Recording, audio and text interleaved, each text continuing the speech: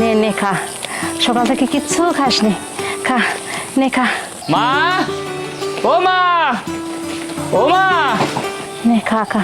মা। এই সময় বড় মা মা বলে কে ডাকতেছে? আরে মুকুল, তুই হঠাৎ করে বলা নেই কওয়া নেই, হঠাৎ করে চলে আসলি? এই তো আসলাম মা, তোমাদের দেখতে ইচ্ছা করলো এর জন্য চলে আসলাম। কিরে মুকুল, কোয়া নেই বলা নেই, হঠাৎ করে তুই বাড়িতে কেন? হ্যাঁ, বাড়িতে চলে এলি কেন? কেন ভাইয়া, আমার বাড়িতে আমি আসতে পারি না? মাকে তোকে দেখতে আসতে পারি না? অনেক বছরই তো প্রবাসে থাকলাম, এর জন্য হঠাৎ ইচ্ছে হলো তোমাদের একটু সারপ্রাইজ দেয়, এর জন্য চলে আসলাম আর কি। তাই বলে বাবা তুই হুট করে চলে আসবি কোনো কিছু না বলেই?